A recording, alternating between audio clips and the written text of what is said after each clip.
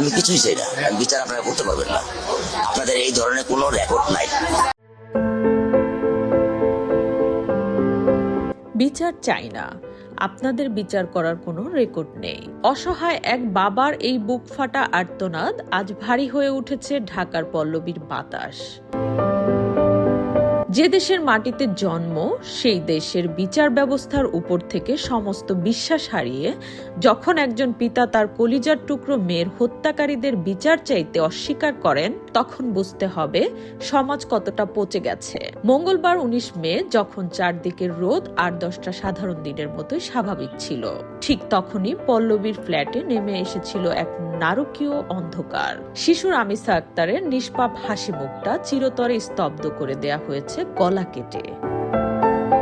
আর এই নিষ্ঠুরতম ঘটনার পর রামিসার বাবা আব্দুল হান্নান মোল্লা গণমাধ্যম কর্মীদের সামনে যে ক্ষোভ ও গভীর আক্ষেপ প্রকাশ করেছেন, তা যেন পুরো রাষ্ট্রের বিবেককে এক বিশাল কাঠগড়ায় দাঁড় করিয়ে দিয়েছেন। 15 দিন পর সব ধামাচাপা পড়ে যাবে। ক্যামেরার সামনে দাঁড়িয়ে চোখের জল লুকিয়ে রাখতে পারেননি এক হতভাগা বাবা। প্রাথমিক তদন্তে পুলিশ যা জানিয়েছে তা শুনলে যে কোনো মানুষের রক্ত হিম হয়ে যাবে। ধারণা করা হচ্ছে প্রতিবেশীর বিকৃত যৌন লালসার শিকার হয়েছিল অবশ শিশু রামিসা।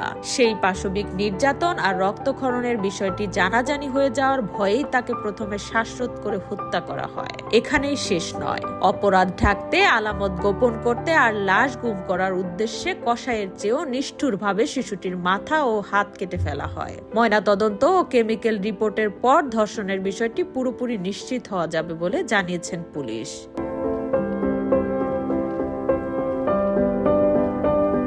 এক শিশুর ছিন্ন ভিন্ন লাশ আর এক বাবার অভিশাপ মাথায় নিয়ে আজ থমকে দাঁড়িয়েছে সমাজ।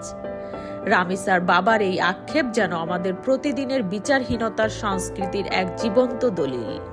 আমরা কি পারবো এই বাবার বিশ্বাসের রেকর্ডটা এবার অন্তত ভাঙতে, নাকি আবারও প্রমাণিত হবে আপনাদের বিচার করার কোনো রেকর্ড নেই?